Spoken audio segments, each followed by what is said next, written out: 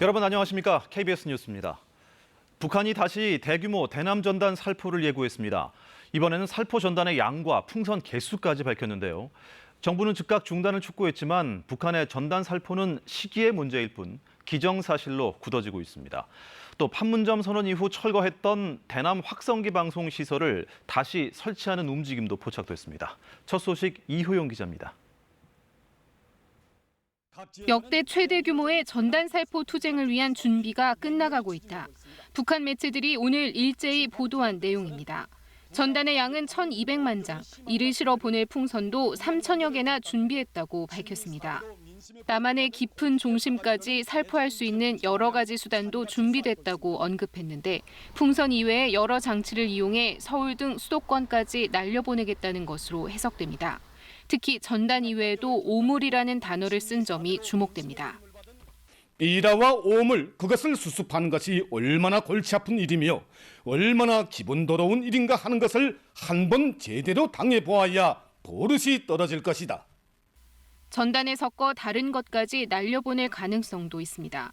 보도에선 응징 보복의 시각이 다가오고 있다고 밝혀 전단 살포가 임박했다는 점도 분명했습니다. 대남 전단 살포는 지난 17일 북한군 총참모부가 밝힌 4가지 대적 군사행동 계획의 하나입니다.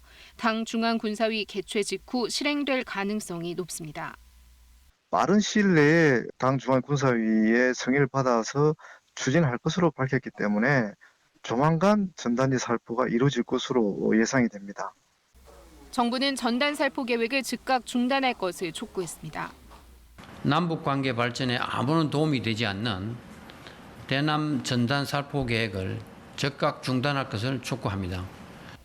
하지만 북한이 전단 살포를 강행해도 이를 제지할 마땅한 방법이 없어 고심이 커지고 있습니다. KBS 뉴스 이효영입니다.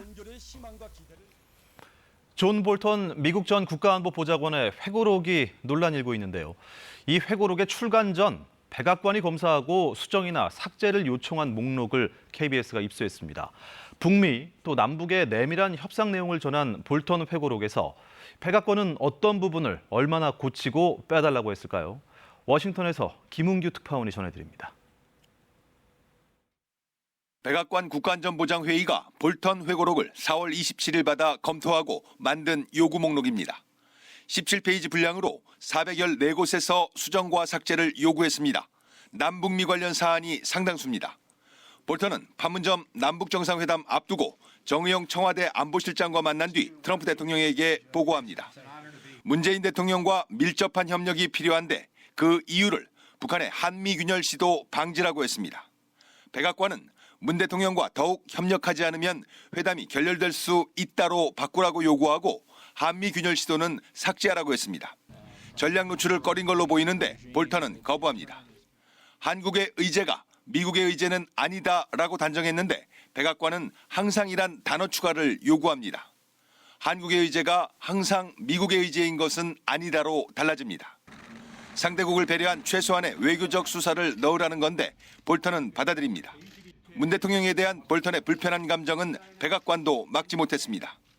문 대통령이 국내 사정이 어려워지면 일본을 이슈로 만든다고 썼는데 백악관이 문 대통령을 한국인들로 바꾸라고 했지만 볼턴은 듣지 않았습니다. 백악관은 이외에도 인용 표시를 여러 번 요구하며 사실로 확정되는 것을 부담스러워했습니다. 볼턴은 핵심 부분의 변경은 대부분 거부했습니다. 북미 남북관계 부분에서 회고록의 수정과 삭제를 요구한 내용을 들여다보면 현재 백악관의 입장이 보입니다. 볼턴 보좌관 때와는 달라 보입니다. 워싱턴에서 KBS 뉴스 김은규입니다. 백악관의 수정 요구에 볼턴은 외교적으로 민감한 사안들에 대해서는 일부 표현을 수정했지만 국무부에 대한 비판적 내용 등에 대해서는 요구를 받아들이지 않았습니다. 볼턴 회고록과 백악관의 대응을 보면 볼턴이 개입해서 결렬로 끝난 북미 협상의 파장이 여전히 만만치 않음을 보여주고 있습니다. 계속해서 금철영 특파원이 보도합니다.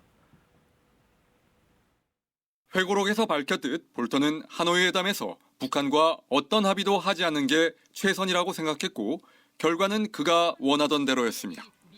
대통령 보고에 앞서 정책 결정 라인 곳곳에 전화를 돌린 볼턴의 사전 정지 작업 결과 비건 대북특별대표가 만든 공동성명 초안은 결국 빛을 보지 못했다는 사실도 드러났습니다. 볼턴은 회고록에서 폼페이오 장관이 대북 제재 해제를 놓고 망설이는 것처럼 표현하기도 했습니다.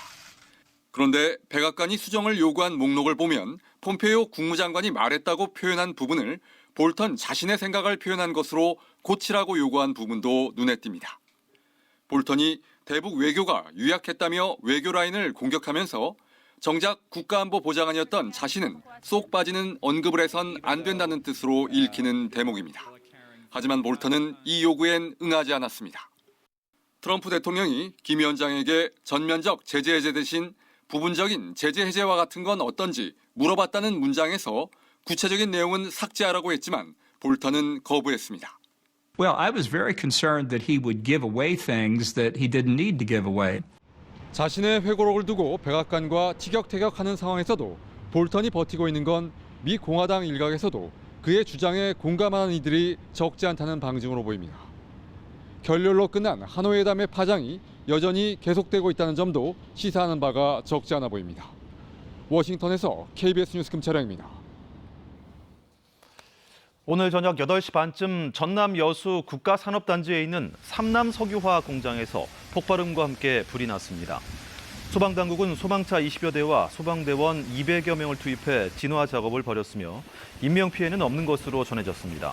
이 공장은 화학 섬유의 원료를 만드는 곳으로 공장 내 보일러실에서 연료가 누출돼 불이 난 것으로 알려졌습니다.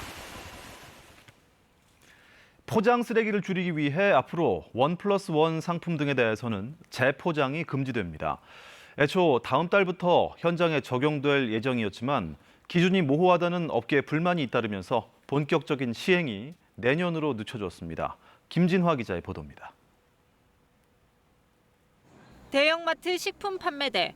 대부분 여러 개 제품을 새로운 비닐봉투에 넣어 팔고 있습니다.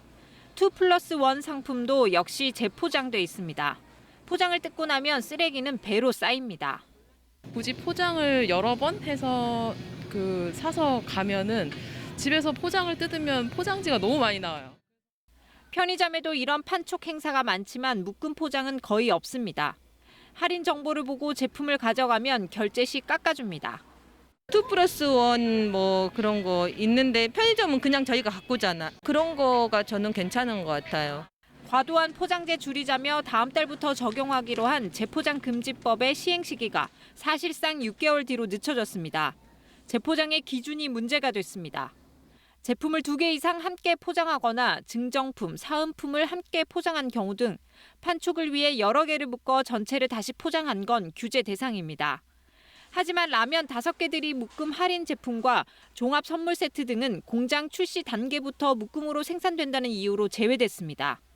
반면 과자 여러 개를 새 봉투에 넣어 할인 판매하는 건 안 됩니다. 기준이 모호하다는 지적이 잇따르자 환경부는 세부 지침을 새로 만들기로 했습니다. 세부 지침에 대해 제조사, 유통사, 소비자 등과 함께 이해관계자 협의체를 구성하여 9월까지 의견을 수렴하겠습니다. 환경부는 묶음 포장재를 줄이는 것이 묶음 할인 자체를 규제하는 것은 아니라며 낱개를 여러 개 가져가거나 띠지 등으로 묶어 할인 판매하는 건 가능하다고 밝혔습니다. KBS 뉴스 김진아입니다. 코로나19 여파로 대학 강의 대부분이 온라인으로 진행되면서 등록금을 환불하라는 학생들의 요구가 거세지고 있습니다. 특히 시험도 온라인으로 대부분 치르다 보니 성적 평가 방법도 예전과 달라야 한다고 요구하면서 이화여대와 연세대 학생들은 긴급 농성을 시작했습니다. 신지수 기자가 취재했습니다. 기말고사가 한창인 이화여대. 학생들이 책 대신 피켓을 들었습니다. 등록금 반환해라! 반환해라! 반환해라! 코로나19로 수업 대부분이 온라인으로 이뤄져 부실했다고 말합니다. 짧은 거는 2장짜리 스크립트 올려주시고 그 수업만 해도 60만 원어치인데 한 학기 수백만 원인 등록금에 걸맞는 교육을 받지 못했다며 이를 돌려달라고 주장합니다. 저는 432만 원의 등록금을 납부하고 있습니다. 사용되었어야 하나 사용되지 못한 등록금의 차액을 반환받겠다는 것입니다. 시험도 대부분 온라인으로 이뤄져 예전처럼 등급으로 성적을 매기는 상대평가는 불공정하다고 학생들은 주장합니다. 비대면으로 진행하다 보니까 부정행위를 완벽하게 방지할 수 있는 대안도 이미 마련돼 있지 않은 상황입니다. 대신 수업 이수 여부만 표시하는 이른바 선택적 패스제 도입을 요구하고 있습니다. 이화여대와 연세대 총학생회는 오늘 긴급 농성에 들어갔습니다. 또 한양대에서는 코로나 감염 위험에도 대면 시험을 강행해 학생들이 강하게 반발했습니다. 가족들의 건강이 걱정되지만 울며 겨자 먹기로 학교로 향할 수밖에 없었습니다. 청와대 국민청원에 올라온 등록금 반환 관련 청원만 10개가 넘고 일부 대학 커뮤니티에는 혈서까지 등장한 상황. 그런데도 교육부는 여전히 등록금 환불 여부 등은 대학 자율에 맡긴다는 입장을 고수하고 있습니다. KBS 뉴스 신지수입니다. 정부는 코로나19로 어려움을 겪는 기업들이 직원을 해고하지 않도록 보조금을 지원하고 있습니다. 이 지원금을 받으려면 직원 중 한 명이라도 해고를 하면 안 되는데요. 직원이 스스로 회사를 관두는 경우는 예외라서 일부 업체들이 이 점을 악용하고 있습니다. 이세준 기자가 취재했습니다.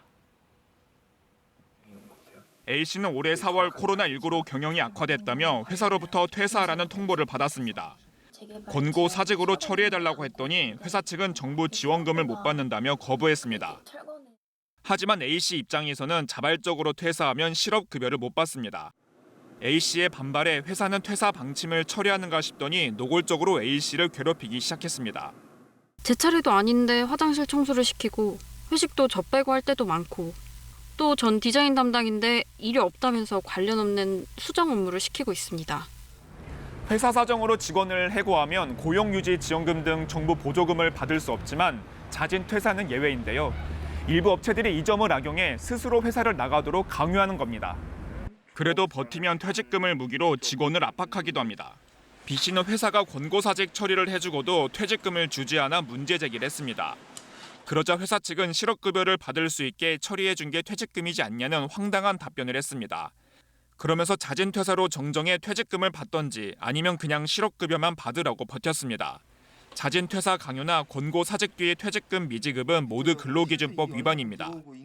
본인이 직장에서 직장 내 괴롭힘을 당하고 있다는 것을 입증할 수 있다면 자진 퇴사인 경우에도 실업급여를 받을 수 있습니다. 따라서 노동자들이 회사로부터 이 같은 부당한 대우를 받을 경우 이를 입증할 수 있는 관련 증거를 확보하는 게 중요하다고 전문가들은 조언합니다. KBS 뉴스 이세중입니다. 대구시가 신천지 교회를 상대로 1,000억 원의 민사소송을 시작했습니다. 대구 지역에 코로나19가 크게 번진 이유가 교인 명단 누락 제출 등 신천지 교회 측의 방역 방해 때문이라는 건데요. 지방자치단체가 특정 종교 집단에 제기한 소송 가액으로는 최대 금액입니다. 이한희 기자입니다. 대구의 코로나19 누적 확진자는 전국의 절반이 넘는 6,900명. 이 가운데 61%가 신천지 교인입니다.